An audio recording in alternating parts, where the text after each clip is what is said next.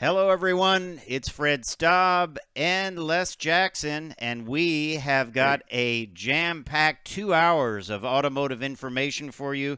We've got everything from Toyota becoming the #1 automotive manufacturer in the U.S., taking that away from Chevrolet, Les. 1931 was the... 1931. Well, it was a good run. It was a good year, 1931. I remember it well. How about you?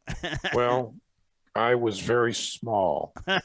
Okay, and then we're also going to talk about why VW says we still need the Jetta in the U.S. Yeah. Which is interesting. It's a good car. It's a good car, affordable, and very well put together. And then we're going to have Ryan Felton on, who is an investigative journalist from Consumer Reports, talking about car loans, a car loan investigation he did. If you're looking to finance a vehicle, you want to stay tuned for that. And then in our second hour, we're going to talk about an interview we did with Scott Hoskinson, who is the lead program manager for electric trucks at GM, talking about the brand new Silverado EV that was shown off this week. And I'm going to have an at-the-wheel review of the Honda Ridgeline. So it's, man, is it jam-packed, right? We have an awful lot of stuff, including, many other stories that we didn't even talk about yet. But we'll cram them in over the next couple hours. So stay tuned, especially about the car loan stuff. There's an awful lot you need to know. Yep. So stay tuned to Cruise Control. We will be right back live.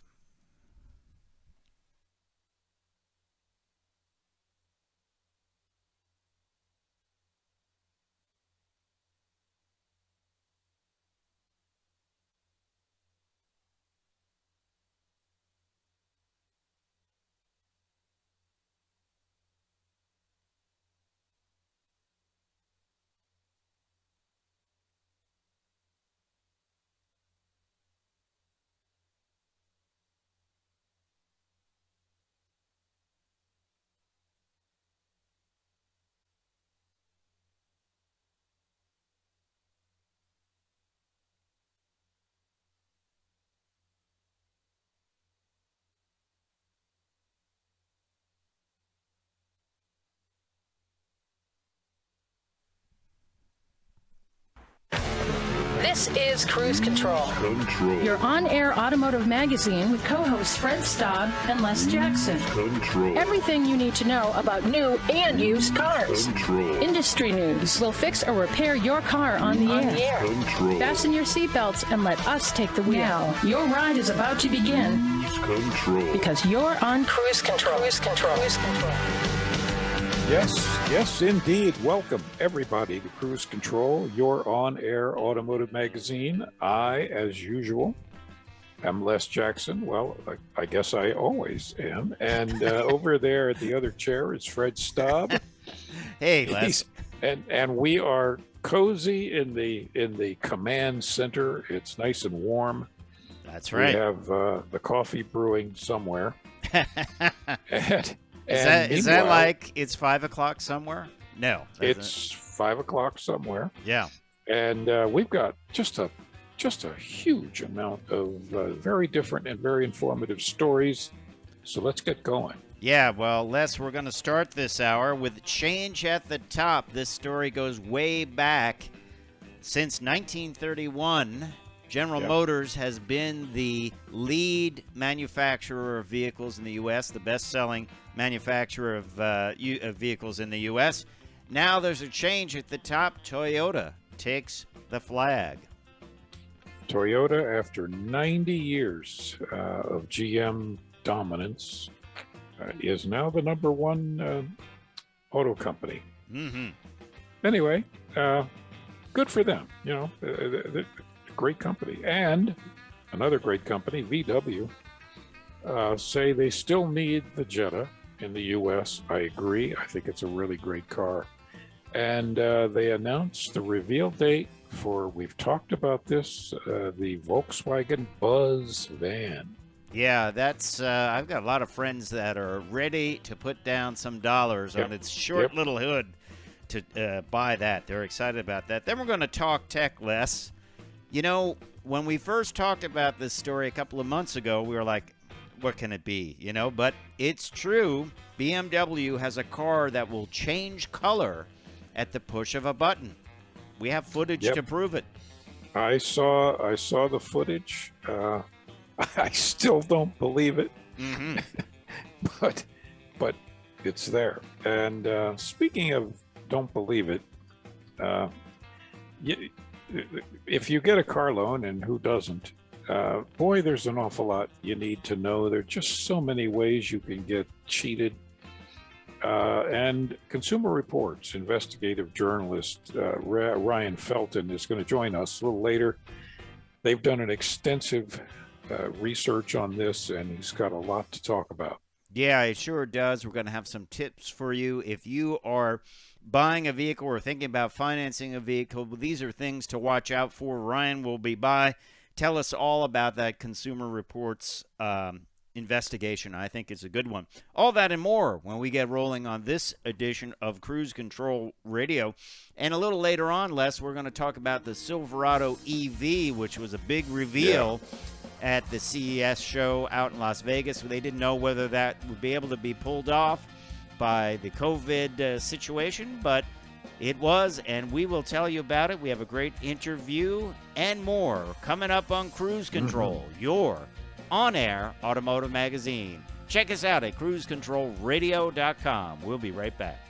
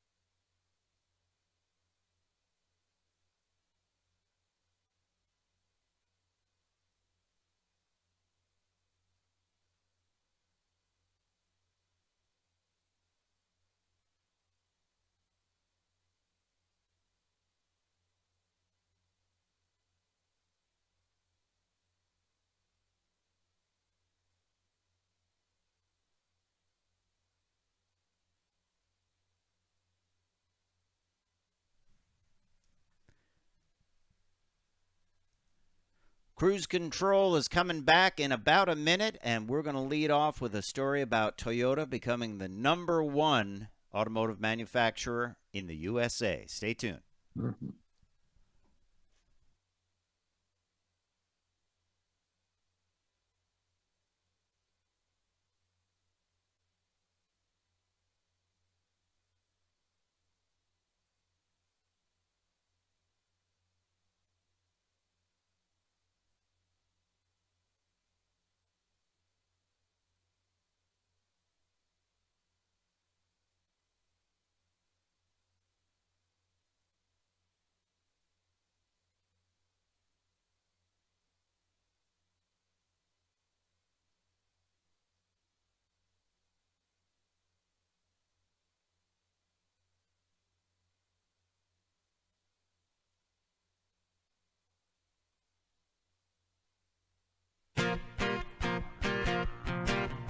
Cruise Control.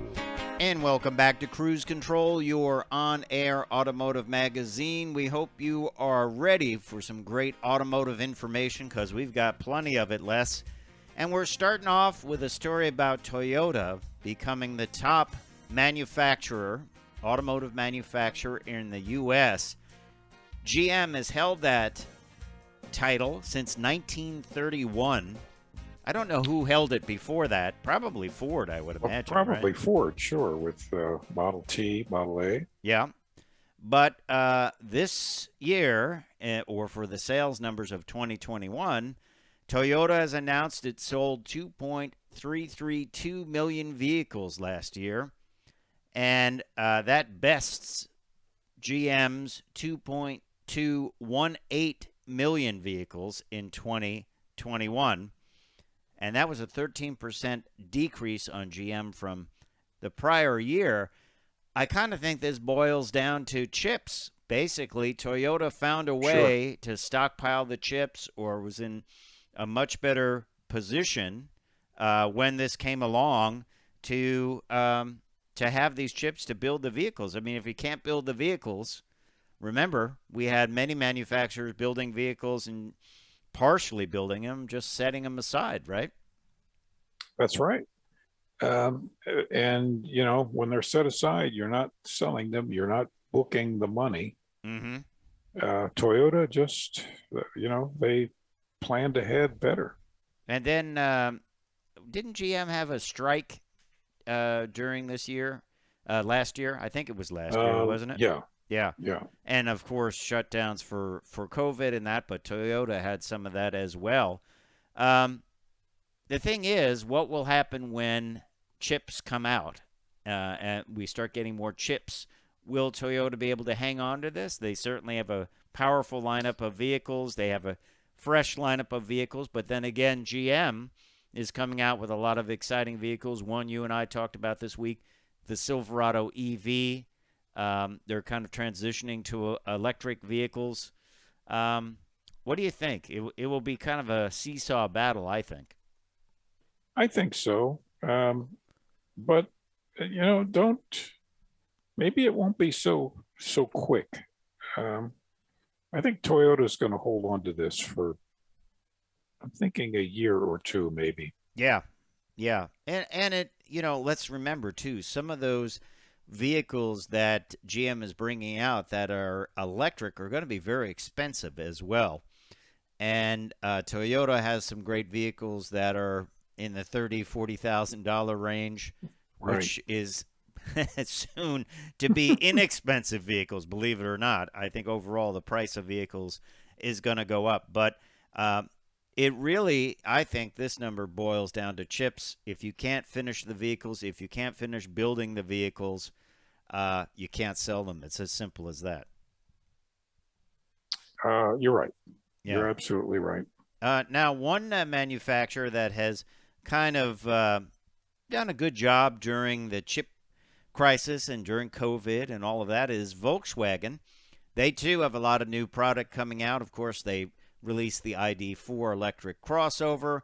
They have the Buzz coming out, which we're going to tell you a little bit about when that is going to be coming out. Their electric van, bringing back the VW bus.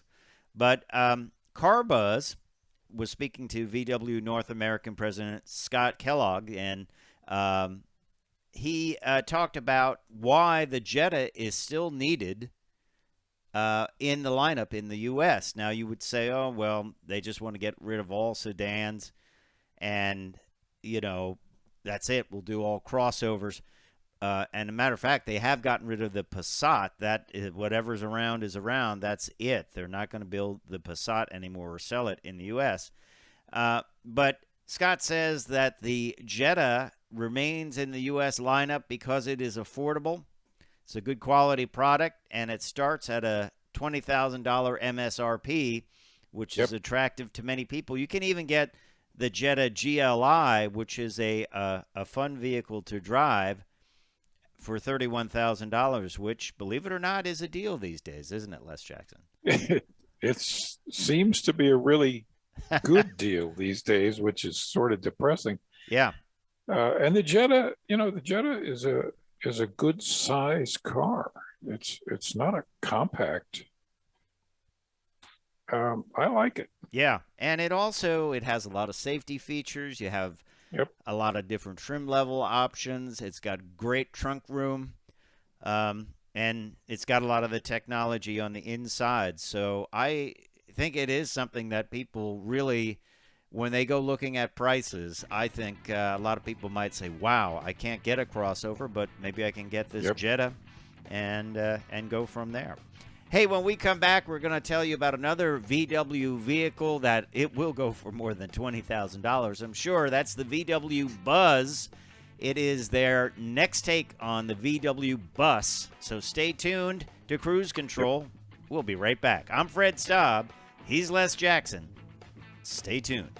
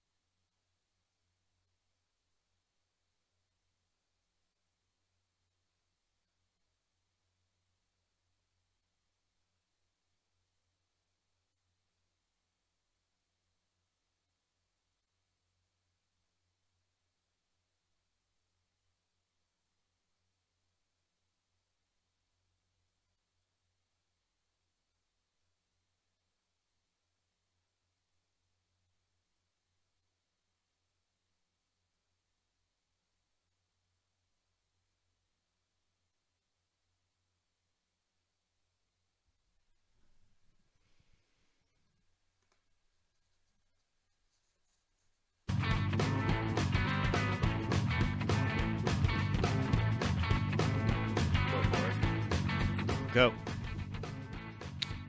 And welcome back to Cruise Control. We are your on-air automotive magazine. I'm Les, he's Fred, and we promised before the break that we would talk about the upcoming VW Buzz. This is the ID Buzz. The 21st century version of the iconic Volkswagen bus. Yeah. It's going to be electric, and it's really cool looking. The renderings we've seen. Yeah. Now it you was just want to drive it. It was revealed, I'll call it, the concept back in 2017. So there's a long waiting time for it. Its official debut date, March 9th of 2022. Beautiful. This is going to be a big deal. I think so. I think a lot of people I know are interested in this thing. There's going to be a what we used to call a panel van, which will Mm-hmm. have enclosed sides for using it as a a delivery truck or whatever. There's going to be a camper. They've announced the Yep. California version, which is what sells in Europe as the camper with the bed that flips up. We don't know if that's coming to the U.S. I think they'd be foolish not to bring it to the U.S. But it's going to be exciting. And do you think they will bring out a version with all those windows? What is it? The 22 windows? I don't see how they can avoid it. It is just so sought after, and as you know, if you have one of those 23 window vans, even in basket case condition, they're worth about 30 grand. I know. We have a friend at one of the manufacturers that has one, and James Bell from Kia, and he always features it in his videos when he comes on and discusses new Kia models. And we always ask him, is that a new Kia model behind you? Is that something you want to share with us? But a little bit of information. It's going to have batteries ranging from 40 kilowatt hours to 111 kilowatt hours. A 201 horsepower single motor rear drive setup, and then there will also be dual motor and all-wheel drive versions. So we're going to see a lot of options here, certainly many more options than the VW bus had originally. So we'll have to wait till March, but it's coming. It's interesting. Herbert Diess announced this, the VW Group chairman, and he says the legend returns on 03/09/22. And he says, to be clear, this is not September 9th for any overseas readers. In America, the month is listed first, not second. Where will this be built? Will it be built in the U.S.? I believe so. I believe it is built in the U.S. I think it is, yeah. So we will probably see this built in Chattanooga, Tennessee. So also, boy, well, there'll be a lot of orders for that. I think there will. You think anyone will like customize it like vans of the past with flowers and stuff? Oh yeah, of course. Paisleys and flowers and all that and more. You gotta. Well, let's talk a little tech, shall we, Les? This was revealed at the show and CES show in Las Vegas, and you might say, "Oh, well, that's neat. Some kind of post-production trick on those on that video to make the car appear to change color." Nope, it actually does change color on its own. BMW had talked about this, and now it is real. It uses electrophoretic technology, and this is actually a wrap that is on the car. So you could theoretically add this to any car when it becomes available. But it is quite amazing to see this thing change. Now, we have footage from BMW, but I also saw some footage on the web of them backing the car around in a parking lot, just regular video, and it was even more dramatic. I think they should have just had it outside and just showed it change color. Many uses for this, of course, inside and outside capability for this wrap. They call it e-ink technology. And you think about how this could be used. There's actual ways of using this where you could, let's say, it's a sunny day and you could make the hood black so it didn't reflect into your eyes. Or it's a hot day and your black car is getting too hot, so you could change the roof to white. Think about that, Les Jackson. Well, that's pretty cool. The other thing, of course, is that you could rob a bank and change the color as you get around the corner.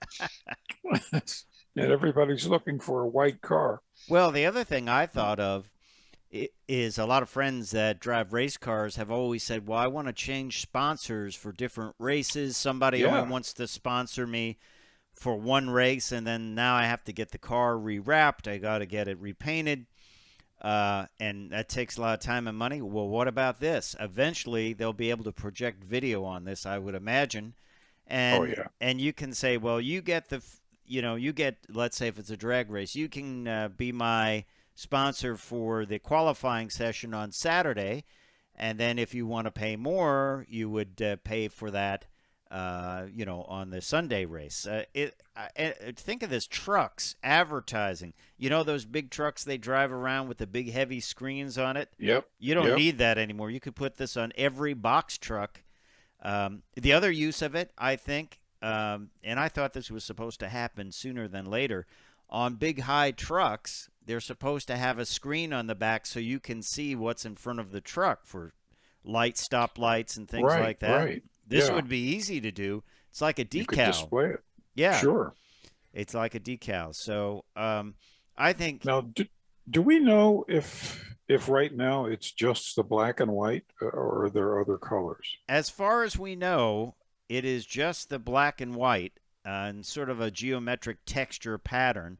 So I think this is just the beginning of this. It can be controlled with a controller inside, and there are millions of what they call paint capsules in the custom wrap.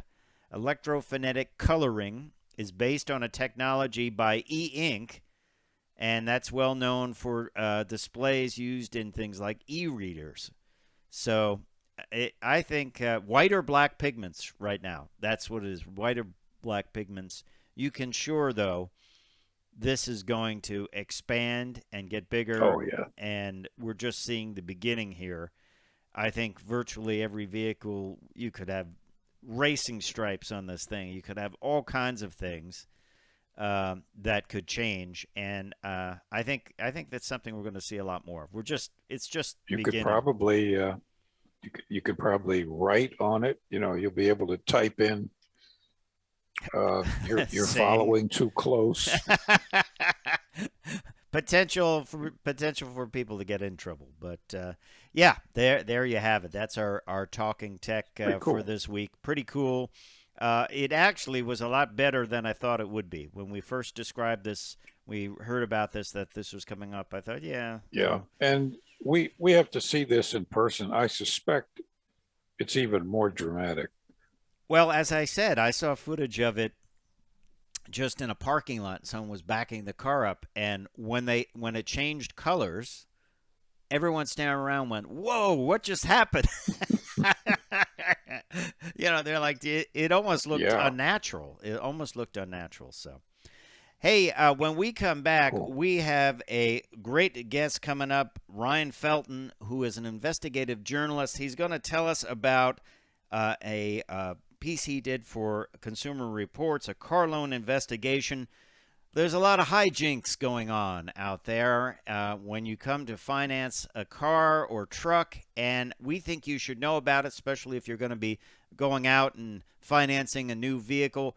Ryan's got some great findings from this study for Consumer Reports, so he's going to join us after the break. Stay tuned to Cruise Control, and don't forget to like us on Facebook, follow us on Twitter, and all that and more. Stay tuned.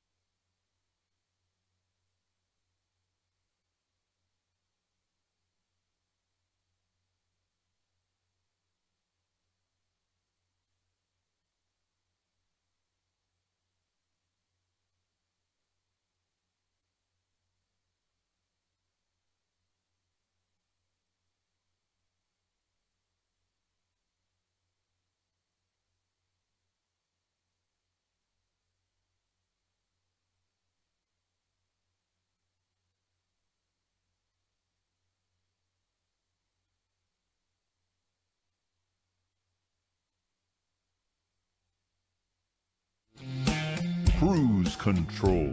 And welcome back to Cruise Control, your on-air automotive magazine. I'm Fred Staub. He is Les Jackson.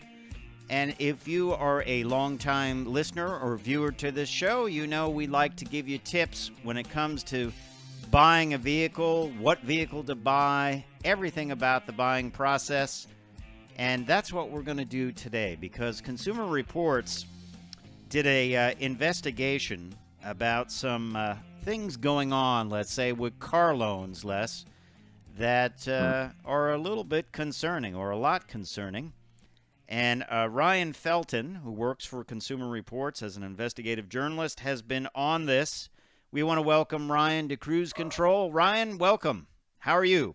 Hey, good. Thanks for having me. I appreciate it. Well, let's talk about this Consumer Reports car loan investigation. How did it all get started? I mean, you're an investigative journalist, and obviously something came across your desk, and you were like, "Wow, this is big news." Yeah, I had been covering auto lending for some time at my last job, and it's issues related to personal finance decisions, especially when it comes to what can be one of the biggest assets for some folks. Talking about their car, it's a big deal, and given that it's such a big deal, it's just a very obvious and easy story for someone like me who has an interest in it to gravitate toward, especially at a time when auto lending is through the roof. I mean, I'm sure you guys are familiar with the numbers. The most recent is I think I saw used car payments are now averaging above 520 or something like that. I mean, it's wow. So yeah, I mean, when you generally have an interest in these things, it's just such a compelling story to understand, just because it's burden is a relative term given to certain aspects of a particular person's life, but I think it's fair to say a car can be an enormous burden financially for a lot of folks, be it buying a used car or trying to take on a new car payment for whatever reason. It's an important asset, and it's a costly one, and so there's always a lot to unpack, I think, and it's always going to be an ever-evolving story. So that's another reason why I find it interesting. Let's start out by just telling everyone how big the auto loan industry is and how much money is owed to these banks and whatever the financial. It's staggering. Yeah, so about around the time of the Great Recession, it was somewhere around 700 billion, 800 billion, and that of total auto loan debt outstanding. So just the amount of money that Americans owed. And since that time, that number, has grown to now. I haven't checked the most recent figures, but the ones that we cited in the report that were most recent at the time, it was north of 1.4 trillion. Wow. Which so is, double. and that's, double. It's equivalent to the gross domestic product of Australia. So, we're holding on to a lot of auto loan debt. And there's many major banks and lenders and finance entities involved, but there's a lot of, when you take into account used car dealers that do their own financing, I mean, there's a lot of companies that are in this field as well. It's a very big industry. And let's think about this. Let's put ourselves in the seat of someone buying a vehicle. They're more excited about the vehicle. Maybe they don't do the research on the financing. You go into the dealer, you're excited. Wow, look at all this. You get your free cup of coffee.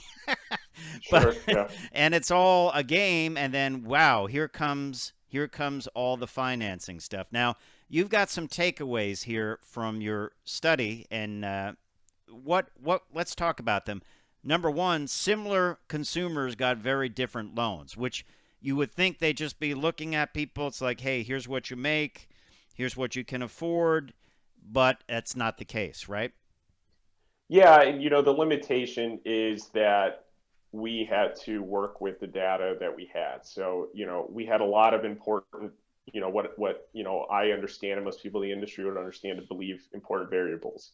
We had the credit score, the amount of money that they were estimated to earn each month. How much equity was in the car at the time it was originated, in the loan at the time it was originated, the make, model, year. Lots of really informative things. But there are a couple things that aren't included. The borrower's gender, their race, exactly where they live beyond, at a more narrow scope than the state. So, I think that's one of the caveats is there are some limitations whenever you're looking at something. But that said, given that we did have all these important variables, I think there was enough, we had enough that, is confident enough for us to say that, there's some striking examples of folks who would appear, I think, to the normal average person to be very similar, but wound up having completely different terms. For example, one of the cases that we cited, there was two California residents who went out to buy a 2017 Chevy Trax. They both were in the same credit score range. They both earned about the same amount of money. Both had about the same amount of equity in the car. And yet one got an APR of, I believe, somewhere between 4 and 5%, and the other got an APR of around 14%, and that came from the same lender. Wow. So it's obviously you're going to see variability against different types of lenders, but when we started seeing that sort of broad scope among the same lenders, it does raise a lot of questions as to what could be driving that. Now, one of the things that people aren't aware of is that when you go to buy a car, the F&I manager, finance and insurance manager at the dealership, is the person that you're given off to by the salespeople. Yeah. And that person is heavily commissioned on how much money they make on the loan. Right. And the dealership gets basically a commission from the bank, right, for the financial institution. So there are, this example you had of the person getting the 14% loan, there's some predatory practices going on to stick people with higher rates. And, it's legal. Yeah, it's wrong, it brings personally, us I think, but to number two, that you found dealers and lenders may charge what they think they can get away with. So someone's sitting across from you and they say, hey, she's nicely dressed, he's nicely dressed, seems like they might be able to afford more cars, so maybe they can afford more interest. Is that? Yeah. So, what to Les's point, I mean, I think there's a couple words for it, but the general term is dealer markup, which is the fee that they get, the dealer gets for basically arranging the loan for a customer. There was a lot of litigation and regulatory action in the 2000s and 2010s to kind of go to address dealer markup. And so if you ask a lot of the lenders and industry groups, they would say this is capped at, an extra 1 to 2% on the APR. And it's not as significant as people might believe. But, those are figures too, it's hard to verify that because that's not publicly available information, to your point. Right. So, one thing when we're looking at this is to, what's a big thing that sticks out. And the F&I manager, the loan that gets selected, I mean, one of the big things that consumer advocates have long raised concerns about is the dealer may work with multiple lenders, right, and they may get multiple offers for the same individual, but they don't have to show you all of the offers. Yeah. Right. So that gives a particular dealer the opportunity to look at what loan they think they could make the most money on. Right. For example, there's a company called Credit Acceptance Corporation. They typically work with lower credit scored consumers. When they patented their pricing system, in the patent, they actually say This will allow dealers to pick the most profitable loan for them.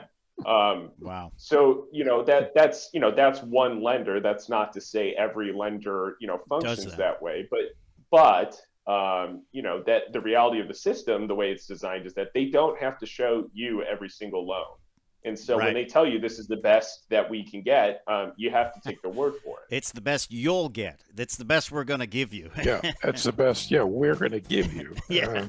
Hey, when we come back, we're going to stay with Ryan and talk a little bit more about his Consumer Reports investigation, about what's going on with loans. Great information if you're going to buy a vehicle anytime soon. I'm Fred Staub. He is Les Jackson. Ryan's going to stick with us, so stay tuned to Cruise Control. We're going to have some tips for buying, what you can do to control this situation, too.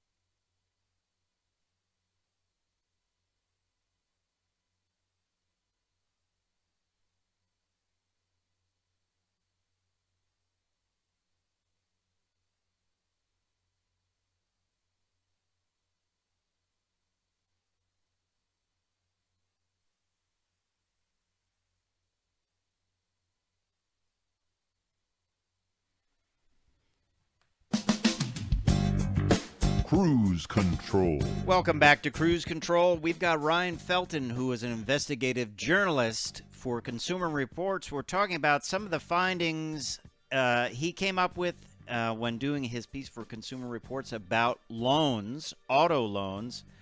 And Ryan, you just said something right before we came back in. You did a piece and you found out that somebody has gotten the highest APR that I've ever heard in my life for a loan.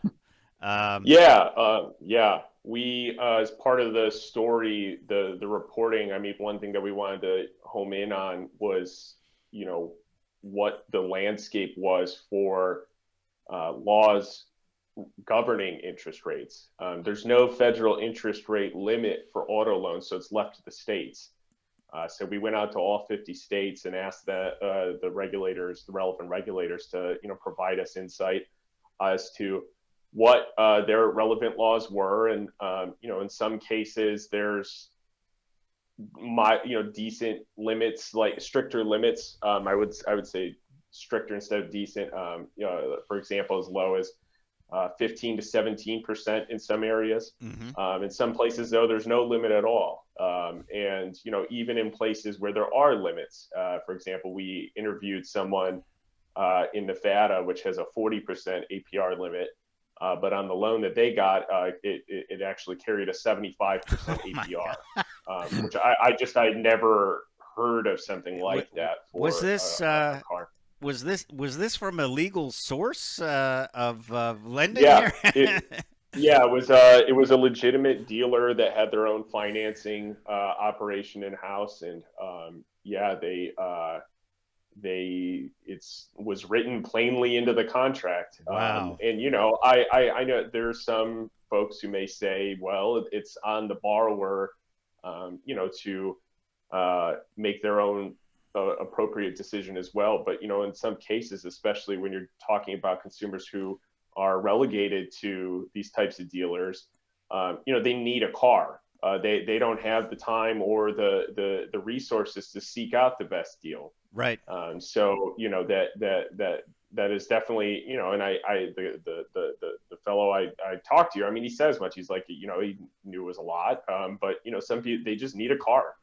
Wow. And so that's where I think some issues can exist when you have such a significant proportion of the country that doesn't really have much in the way of limiting some of these higher rates that we've seen in reporting all of this. Well, it would almost be cheaper to rent a car than it would I think so. Or go to a loan shark. That sounds like a loan shark at 75%. Better. I mean, it plays into a couple of more of your findings. Many people were given loans they can't afford, Ryan, and then there was no income verification. What's the point of doing that? Because you're just going to have to go and get the car because they're not going to be able to pay for it. Yeah, in some case, I mean, in terms of what's the point of not doing that, I mean, I think the reality, the biggest distinction between your car and your house is it's pretty easy to go fetch a car if you need it to be repoed. And so I think that there's, less of a concern on the part of the business of whether, they'd be able to recoup when you're talking about some of these larger lenders that we were looking at, because, they're able to go find a car if someone's not paying it. There's plenty of there's a repossession industry that exists for that very reason. Sure. So yeah, I mean, I think we were definitely surprised to see that income and employment verification was so low. I think the main comment that I heard from those who responded to that, companies and groups that responded to that, was, well, we have all these proprietary systems that are able to really look at one's credit applications. So, we have all these other ways of checking to make sure. But, at the end of the day, there's enough. We found plenty of examples in the story where the lack of income verification on the back end could really impact some consumers. Like one woman, single mother from Oklahoma, needed a car. I can't remember if she was on disability or Social Security. I think it was disability, but got about $800 a month. Oh. In income, and took on a car that ended up having like a $300 payment or $300 payment. I can't remember exactly, but the point is the dealer reported on their credit application without them knowing, according to the lawsuit that she filed, that she made $5,500 a month. Oh God! So it's just fraud. Right. So if you're doing that verification on the back end, then maybe you catch that, and then the woman doesn't have to go through on the process of falling behind and losing her car and the detrimental impacts that happen as a result of that. So yeah, wow. Well, so go ahead, Les. I think we should get to some tips too. I think we can draw at least one conclusion here, and that is, if someone is commissioned for what they do, for what they sell, for what they provide, the likelihood of them making decisions that are in their favor of making the most money is extremely high. So we want to, for instance, the wealth management, finance advisors, you'll find that all across the board they sell annuities because that they make the greatest commission doing that. They're not fiduciary, but what do we do? What do we tell people to how to avoid getting screwed? Frankly, yeah. I sorry, I didn't mean to cut you off. No, I don't. Yeah, go ahead. I think one of the biggest things is if you can obtain financing from a local bank or credit union before going to the dealer. Mm-hmm. So then you show up and you say, this is what I'm approved for. This is what I can spend. I'm not going above that. So then that immediately will push out, not immediately, but, because there's obviously many ways, I think that tactics that can be used. But the whole point of doing that is then you're preventing the possibility of needless add-ons being packed into a loan, right. For example. They don't have the incentive to do that because you already have the loan. So that's number one. And I think the biggest thing is if you need to go through a dealer or you want to go through a dealer because of the convenience of it, to not just focus on negotiating the monthly payment.